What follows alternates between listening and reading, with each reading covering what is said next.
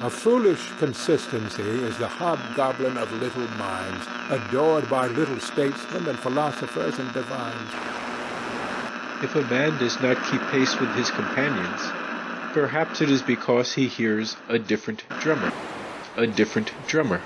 And now, coming to you from dead center on your dial, welcome to Risk Parity Radio, where we explore alternatives in asset allocations for the do-it-yourself investor.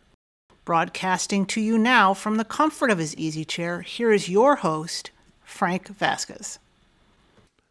Thank you, Mary, and welcome to Risk Parity Radio.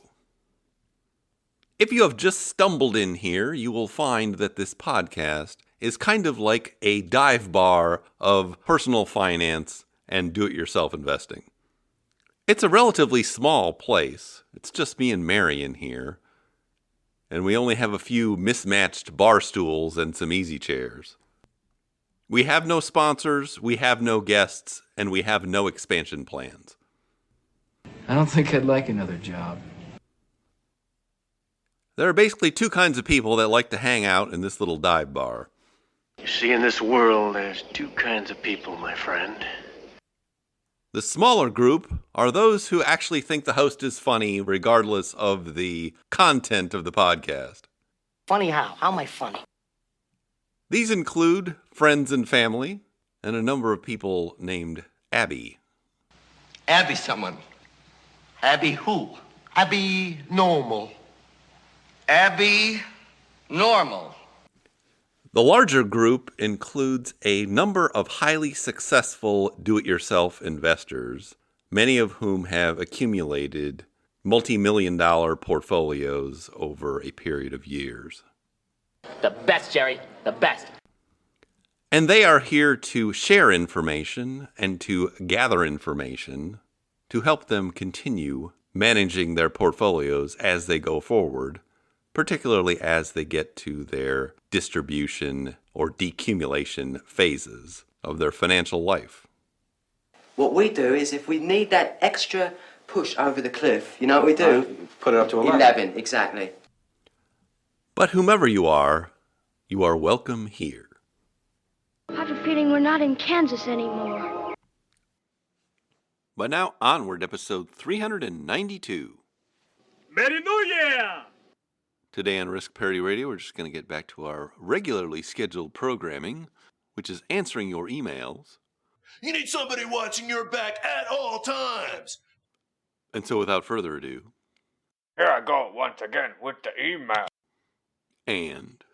First off, we have an email from Kyle. And Kyle writes, Dear Frank and Mary, thank you for your discussion on my question, which was, please discuss equal weight versus cap-weighted indexed ETFs as it pertains to our goals here at Risk Parity Radio. I am back for another drubbing. Bow to your sensei. Bow to your sensei! Actually, I think you answered a different question than I intended, likely due to my lack of detail. Based on your discussion, I think my question was interpreted as suggesting that the equal weight ETF would be used as a single fund solution for diversification, similar to how some people mistakenly use VTI for that same purpose. My intent was actually to get your thoughts on an equal weight fund as part of a diversified portfolio, such as using Invesco's S&P fund RSP instead of SPY or VOO for 20% of a golden butterfly. That said, in hindsight, my question was very lazy. Never his mind on where he was. What he was doing. I didn't realize how much the size and value attributes for the ETF changed simply by shifting the weighting message. It completely changed the factor representation of the fund when applied to my S&P 500 example. Once I realized that, I answered my own question. I would still be interested in any additional comment you had based on my ramblings here. Also, I think you touched on this in a previous episode a long time ago. Huh? What do you mean they blew up the Death Star? But could you revisit the reason you chose VIOV as opposed to VBR for small cap value? I seem to remember that you preferred the small cap S&P 600 to the CRSP index, but can't remember why. Thanks again, Kyle. Don't let it go, Cal. want to hold you every morning and love you every night, Kyle. Well, it seems like we've been hearing a lot from our friend Kyle these days, and he has got to jump to the front of the email line because he is one of our donors to the Father McKenna Center. We don't have any sponsors here. We do have a charity. It's called the Father McKenna Center. It serves hungry and homeless people in Washington, D.C. Full disclosure, I am on the board of the charity and am the current treasurer. But if you donate to the charity, you get to go to the front of the email line. That's all I got to offer you here. Nothing else for sale. Not going to do it. Wouldn't be prudent at this juncture. You can do that in a couple of ways. Kyle has chosen the Patreon method, where you go to our support page at www.riskparityradio.com and sign up on Patreon to become a regular donor. Or you can donate to the Father McKenna Center directly at their website on the donation page. Either way you do it, you get to go to the front of the email line, but please mention it in your email so I can duly move it to the front of the line. Yes! And now getting to that email. Kyle is first referring back to our discussion in episode 390 about equal weight funds and trying to use one fund solutions for your stock allocation in particular. I think the basic guideline is you want to have at least two funds, one that is value tilted and one that is growth tilted in a basic stock portfolio setup. And the easiest way to look at your assets or your funds and determine where they fall in terms of growth and value is to go to the free Morningstar site and put in your fund name or your stock name, I should say ticker symbols, and then look at the portfolio makeup, and there are style boxes there. It looks like a tic-tac-toe board, and it'll tell you, is this growth, is this value, is it high or low? And if you have a pile of assets and you're wondering how to sort them out, I think the first good sort is to categorize them into growth and value, and then kind of go from there. Now talking about these particular value ETFs, and you're mentioning VIOV as opposed to VBR. And yes, your memory is correct that VIOV is based on what is called the S&P 600 Small Cap Value Index, whereas VBR is based on what is called the CRSP Small Cap Value Index. And there is also another index that is based on the Russell 2000, which is the Russell 2000 Small Cap Value Index. So there are really three indexes out there to choose from. The reason that you would not pick VBR over the other ones is it tends to bleed into mid caps. It's not all small caps that are in that index the way it's constructed. And so historically, Vanguard had a mutual fund that covered the CRSP index. In the early 2000s, iShares put out IJS, which was a S&P 600 small cap value index fund. And that one became much more popular because it's smaller and more value-y, if you will. And so Vanguard, realizing it needed to compete with that, created in addition to VBR, VIOV, which is essentially the same thing as IJS, except it's a little cheaper. And that is the benefit we have these days. Usually there is more than one fund that can cover a particular index, and oftentimes one is just cheaper than the other one, and that's how they compete. Now, the other advantage that the S&P 600 index has is that it also has a profitability filter on top of it. So to make that index, a company has to be profitable, have positive earnings for the past 4 quarters. And so that tends to exclude the most unprofitable companies from the index. Now, VBR and the Russell 2000 based index do not have a profitability factor, so you are getting some of those unprofitable companies in those indexes. And that is also another reason why the S&P 600 index has become the preferred index for small cap value, at least if you're looking for a broad index. Now, there are other variations on that theme and improvements that people have made, including some of the DFA and Avantis funds.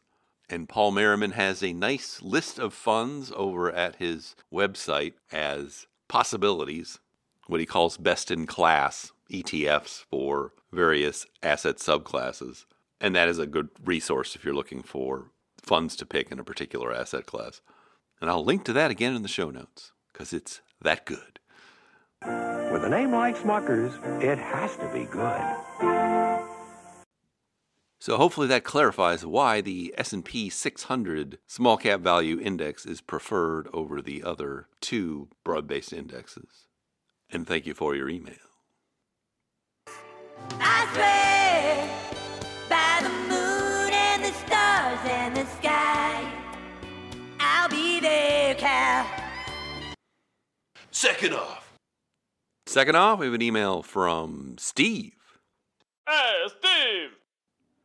And Steve writes, Hi, Frank and Mary. In playing around with Testfolio, I found that using managed futures in the Golden Butterfly portfolio in lieu of the 20% short-term bonds increases the compound annual growth rate while simultaneously lowering the maximum drawdowns and the Elser index. This seems to be a significant improvement on an already easy-to-hold portfolio. However, is the backtest data, for which Testfolio uses the simulated tickers DBMFX or KMLMX, simply too short to provide a useful guide? In addition, I know you have said in the past that the ideal portfolios have about 20 to 25% in alternatives. Using managed futures in the Golden Butterfly would, in combination with the 20% gold, make the alternatives allotment 40%. Is that too much? Finally, would such a portfolio make a good medium-term accumulation bucket, or would the relatively high allocation to managed futures make for too many tax or other issues that would not be present when simply using the short-term treasuries? Thanks for your thoughts, Steve. Hey, Steve! Well, now, this is an interesting question. Just to orient everyone, just so you know what's in the Golden Butterfly portfolio, it has 40% in stocks. Half of that is in a total stock market fund, and half of that is in a small cap value fund. Then it's got 40% in bonds, half is in long-term treasuries, and half is in short-term treasuries, and 20% in gold. And what Steve is proposing to do here is substitute managed futures for the short-term bonds in this portfolio. First, ask your preliminary question whether the simulated tickers DBMFX or KMLMX, which go back to, I think, 2003 and 1993 respectively, whether that's too short to provide a useful guide. I don't think so in the case of those, because it is well known that managed futures had a bad decade between 2010 and 2020. And that's really what you want to have in any kind of analysis, is at least one bad performance period. And I can tell you that other people have done studies with managed futures going back like 100 years. I think AQR has done something like that. And the past 30 years or so have been relatively typical in terms of performances. So I think it's reasonable for that asset class. It would be nice to include something like the 1970s, but if you go back to the 1970s, you'll actually see that managed futures is one of the best performers. And so by not including that, you are actually giving it less credit than it probably deserves. You worry more about the 1970s for including things like stocks and bonds, which both struggled there, except for some of the value stocks, which did all right. So just looking at your proposal here, I'm not surprised that overall the portfolio does better with an allocation to managed futures than to short-term bonds, because what is going on in that portfolio with the short-term bonds is that is essentially just like ballast, and it is both dampening the returns and the volatility of the portfolio. You can also see that this portfolio is kind of on the conservative end of proposed drawdown or intermediate holding portfolios, in that it's only got 40% in stocks in it. Now, as to your question, is 40% too much to allocate to gold and managed futures? I would say yes, probably, especially if you are actually drawing down off this thing. I'm not sure it's too much in terms of just kind of an intermediate accumulation portfolio, because that's a slightly different animal. What kind of a horse is that? I've never seen a horse like that before. No, and never will again, I fancy. There's only one of him, and he's it. He's the horse of a different colour you've heard tell about. But if you're looking for a drawdown portfolio, usually you want to keep your alternatives to 25% or less in total. And if you do something like 50% in equities, 25% in long-term treasury bonds, and then the remaining 25% divided into the golden managed futures, you'll get something that looks kind of like a golden ratio portfolio, actually. Because the real difference between those portfolios is one has a lot of short-term bonds and one barely has any or doesn't need to have any. But if you're going to ditch the 20% in short-term bonds, I would probably spread that over the other assets and not just make it all managed futures. I will tell you that there are many people out there that do recommend much higher allocations to things like managed futures, up to 20%. I think if you talk to Corey Hoffstein, they would say, have less gold and have more managed futures. But at that point in time, you're getting more to preferences, I think. And I wonder in some of those recommendations whether people aren't just kind of talking their own book because they tend to work in the managed futures area. So you could definitely try something like this. And finally, you asked this tax question, whether that higher allocation would make it too tax inefficient. Managed futures do typically tend to be tax inefficient in that they issue essentially 5% in dividends usually over the course of the year or at the end of the year, which is subject to ordinary income tax. But I wouldn't think that would be very significant unless this is a very large portfolio or you have a very high other income coming in, simply because the thing you're replacing is also going to be subject to ordinary income tax. So the delta between the two of them isn't that great. Anyway, it's always interesting to see what you listeners come up with as you experiment with some of these things. And I really think that Testfolio has made it a lot easier to model portfolios with managed futures in them because it has much more data than Portfolio Visualizer did with respect to that particular asset class. Because in Portfolio Visualizer, you actually had to use the ticker symbols, whereas Testfolio essentially has created an asset class ticker to use for it. So very interesting ideas there. And thank you for your email. I'll get you, hey Steve, if it's the last thing I do. Last off, we have an email from James. Hey, Jim, baby, I see you brought up reinforcements. And James writes, Hello, Frank. A discussion on buckets, flower pots, or whatever else we would like to call them nowadays. Kitsis writes, yet when such a decision rules strategy is paired with simple rebalancing, it turns out that the outcome is no better than merely managing the portfolio on a total return basis without the decision rules at all. That's the fact, Jack! That's the fact, Jack! Thanks, James. Well, I'm waiting for you, Jimmy boy. Okay, just to orient everyone here, James is citing to an article written by Michael Kitsis, and the article is actually 10 years old, which we'll talk about in a minute, but it's analyzing whether putting assets in buckets or creating some kind of bucket strategy has any impact, a real impact, on the performance of a portfolio. And the conclusion is it does not. That's not how it works. That's not how any of this works. At least if you are also rebalancing the portfolio periodically, because whatever you're doing in the buckets gets kind of wiped out by the rebalancing. And if you're not rebalancing periodically, then you have to have some kind of complex strategy as to which buckets you're taking from, when you're going to refill one or the other, and how that's all going to work out based on the performance of the assets, how much money you're taking out, and other considerations about the structure of the portfolio. And this does get to one of my pet peeves, that we still have like a bad penny that keeps turning up. This idea floating around out there that putting your assets into designated buckets, ladders, hoses, and flower pots, or whatever other things you want to call them. Some people give them food references like pie cakes and things like that. But whatever you're doing with that, that is not an exercise in portfolio improvement. That's not an improvement. or changing how the assets perform. It's a labeling exercise. Clear your mind. Empty it of all thoughts until you're doing absolutely nothing. But I think over time people have come up with a lot of erroneous beliefs about what that does and what it does not do. It does not make your portfolio perform any better. Full stop. Forget about it.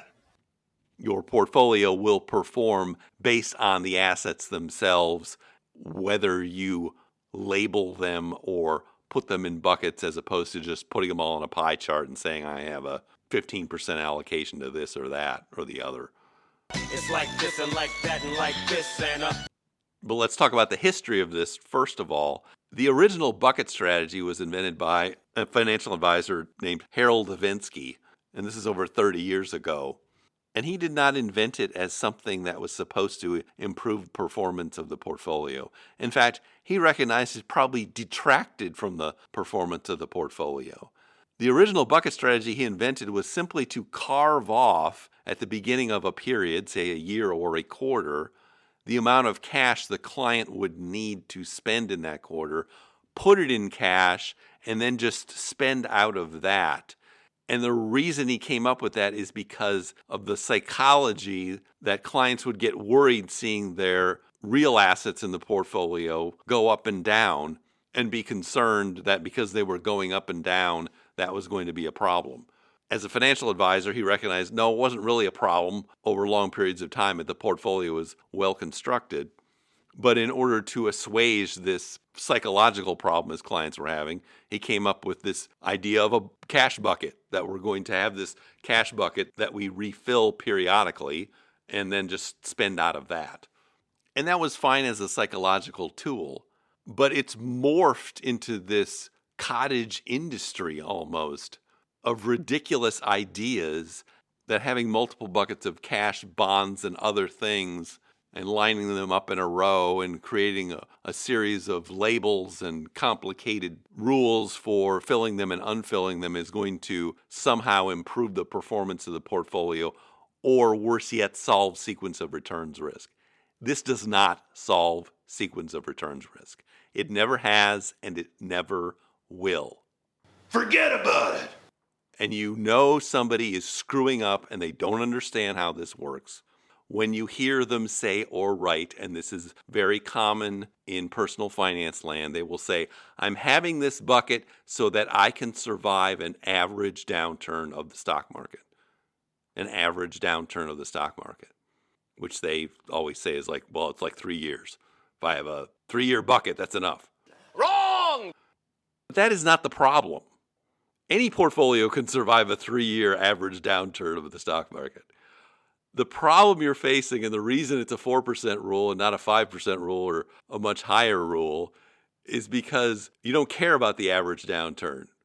You care about the longest downturn, the worst downturns, which are a decade long. And if you are constructing buckets of cash to cover a decade-long downturn, you are seriously degrading the overall performance of the portfolio because it's just too much cash. Once you get over about 10% in cash in a portfolio, it tends to degrade the long-term performance of the portfolio. We've known that since Bill Bengen's first study back in 1994. It's still true today. Everybody that's looked at it says the same thing. If you do it yourself, you'll see the same thing. Same as it ever was. Same as it ever was. Same as it ever was. Same as it ever was.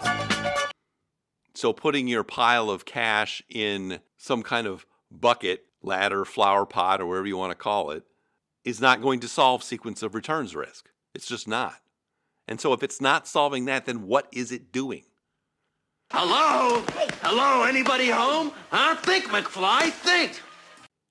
All it is a psychological security blanket. That's all it is. That's all it ever was, all it ever is, all it's ever going to be. And you may ask yourself, am I right? Am I wrong? And you may say to yourself, my God, what have I done? but it's almost like a disease. It's like bucketitis, that people think if they swill this cocktail out of this bucket, it's going to make them feel better or perform better or something like that. And it's pervasive. It's like I picked the wrong week to quit drinking. And I hear people talking like this that ought to know better. I'll call one out. It's Christine Benz at Morningstar. She gets up there on stage or on podcasts and says things like, well, I like this bucket strategy where you have a couple of years of cash, then like 8 years of bonds, and then the rest of it is stocks. If you break that down, it's just a 60-40 portfolio. It's just a 60-40 portfolio. Saying that it's in these buckets doesn't make it perform any better or any worse. It's not helpful. Forget about it. It's masking what is really going on. The magic man. Now you see me? Now you don't. That was the stupidest nickname I've ever heard. And by the way, she doesn't follow that anyway, which is what bothers me the most about a lot of these recommendations I hear, that the people spouting them do not follow them personally. Now, let me tell you something. If you're not going to eat your own cooking, I'm not going to eat it either. That goes without saying. Oof. And nobody should eat the cooking from a chef who won't eat their own cooking. There's a cake in the oven, so sweet and delicious. Yummy cake in the oven, we love to eat cake. Ow! I'm burning! Help! This sucks! Here's what I see ends up happening with this. Because this bucketing of assets doesn't work and often distorts the amount of cash in a portfolio by raising it above that 10%, the real solution adopted by these bucketeers ends up being don't spend much money. Don't spend much money. Just spend less. Have all the money you need for your actual portfolio and then have this additional allocation to cash as this bucket. So basically you got like a 3% withdrawal rate. And if you have a 3% withdrawal rate, you're going to be fine. And it's not because you have a bucket. That's not how it works. That's not how any of this works. It's because you're not spending much money. And if you have a portfolio like that, you can hold anything. You can hold 100% stocks. You can hold 30% stocks. You can have 16 buckets if you want them. It's not going to matter. But that is not your strategy. The buckets, ladders, flower pots, and hoses are not what make your strategy work. Your strategy works because you're not spending much money. And if you don't want to spend money and die at your highest net worth, that's fine. Dead is dead. But recognize that is what you're doing. You're leaving your life on the table in favor of hoarding money in buckets. That's what you're doing. That is the straight stuff, oh Funkmaster. So don't kid yourself and don't be running around telling other people they ought to do this, because it's not a good idea. It just isn't. It's highly misleading and it's highly inefficient. But you know who likes it? A lot of financial advisors like it. They're sitting out there waiting to give you their money. Are you going to take it? The reason they like it is it's easy to explain and it goes down easy. And as Harold Avensky found 30 years ago when he constructed the original strategy, it does create a psychological security blanket. But that's all it is. It's psychology. It's not investing. Because only one thing counts in this life. Get them to sign on the line which is dotted. It's just psychology. It's not efficient investing. The end. Always be closing. Always be closing. So thank you for bringing this to our attention. I'll tell you what really galls me about this is Michael Kitces has written a number of articles about these, and these articles are not new anymore. And so if you are in this space, personal finance, or you are advising people, and you have not taken into account these findings in this research that are well known, you're either not managing your own portfolio very well, or you're giving bad advice to somebody else. And I know that might make your job easier as a financial advisor to come up with these labels with buckets, ladders, hoses, flower pots, pie cakes, and whatever else you want to call these things. If you have a milkshake, and I have a milkshake, and I have a straw, there it is. That's a straw, you see. You watching? But if you're being honest with your clients, you're basically just telling them to not spend much money. Makes your job a whole lot easier if they're not spending much money. If you're getting AUM, you're getting paid more, too. How about that? My straw reaches across the room and starts to drink your milkshake. I drink your milkshake. I drink it up! Isn't that convenient? Oh, how convenient! So thank you for bringing this to our attention again, James. It's always worth reviewing as this bad penny keeps turning up and we keep having to play whack-a-mole with it.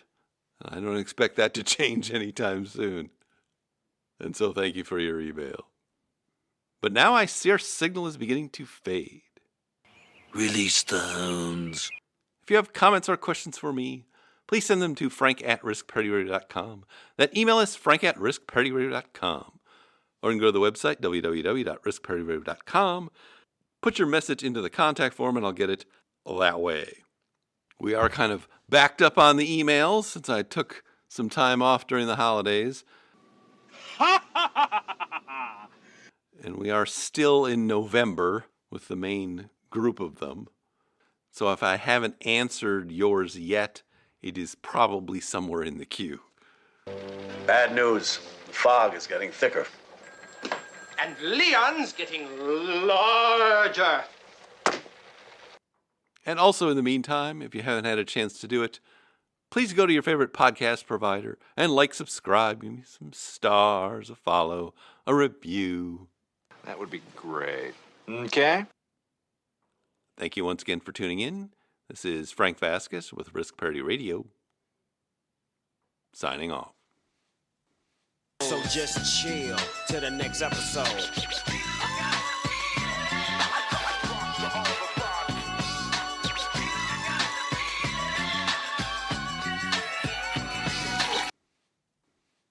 The Risk Parity Radio Show is hosted by Frank Vasquez. The content provided is for entertainment and informational purposes only and does not constitute financial, investment, tax, or legal advice. Please consult with your own advisors before taking any actions based on any information you have heard here, making sure to take into account your own personal circumstances.